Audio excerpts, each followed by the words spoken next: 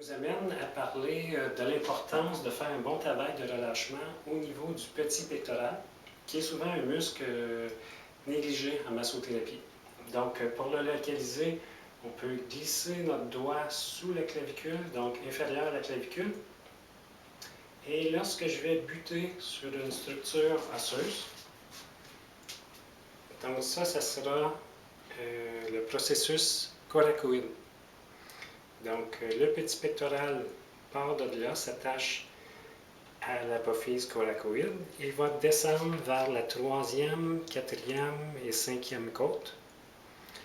Et en dessous du petit pectoral, on aura le plexus brachial et l'artère brachiale qui vont descendre vers le bras. Donc, si le petit pectoral est tendu, il y a un risque que le plexus brachial et ou l'artère brachiale soit compressé. Donc, vaisseau sanguin et nerfs qui passent là. Donc, moins bonne nutrition au niveau du membre supérieur s'il y a une compression. Et aussi, moins bonne qualité de l'influx nerveux si le plexus brachial est compressé.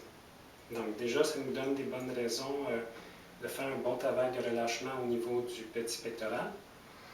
Et ensuite, donc s'il est tendu, il va amener l'apophyse coracoïde vers le bas et il va enrouler l'épaule vers l'avant, puisque l'apophyse coracoïde, c'est une partie de l'omoplate.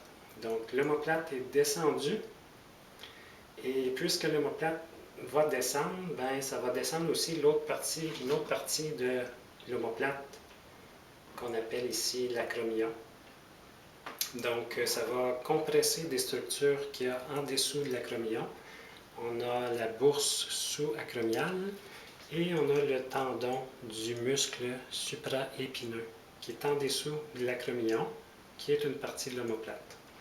Donc, notre petit pectoral, s'il est très tendu, peut amener donc l'omoplate vers le bas, compresser la bourse et le tendon.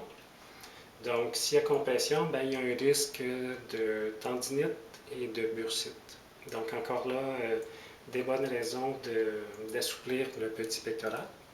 Évidemment, dans notre massage, pour décompresser au niveau sous-acromial, ça va être important de bien masser aussi tous les muscles périscapulaires, donc tous les muscles autour de l'omoplate, pour permettre à l'omoplate d'avoir un mouvement libre, donc d'être libre dans ses mouvements. Par exemple, lors de l'adduction du bras, si l'omoplate n'est pas capable de faire son mouvement normal et de glisser sur la cage thoracique, il y a une possibilité qu'il y ait une butée osseuse plus hâtive que normale. Donc, la tête de l'humérus, s'il va buter plus hâtivement sur l'acromion, encore là, il peut y avoir une compression au niveau du tendon et de la bourse. On peut compléter notre massage aussi pour décompresser sous-acromial le deltoïde, donc qui recouvre toute l'épaule. Le biceps et le triceps qui vont coapter l'épaule. Et ensuite, on a le grand pectoral aussi, important à relâcher, et le subscapulaire. Maintenant, on va s'approcher de la table et on va démontrer une technique aujourd'hui sur le petit pectoral.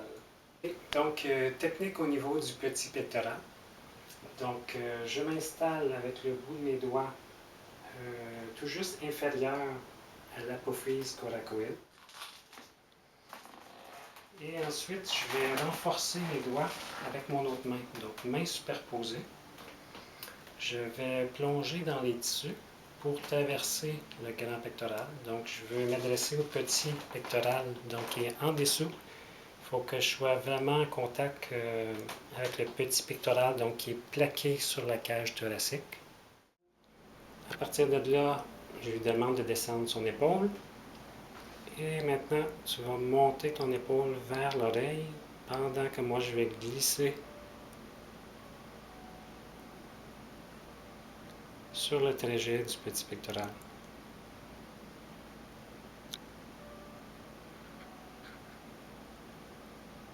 Et tu relâches. Donc, on peut faire plusieurs passages pour bien couvrir toute la surface du petit pectoral. Donc, toujours la même chose, je demande à Simon de descendre son épaule vers les pieds, descendre évidemment l'apophyse coracoïde.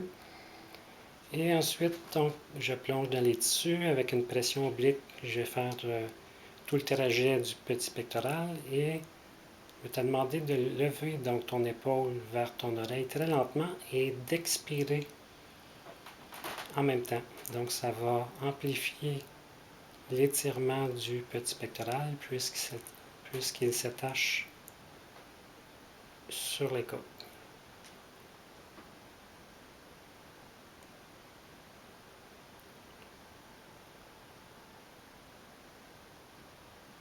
C'est bon, tu peux relâcher.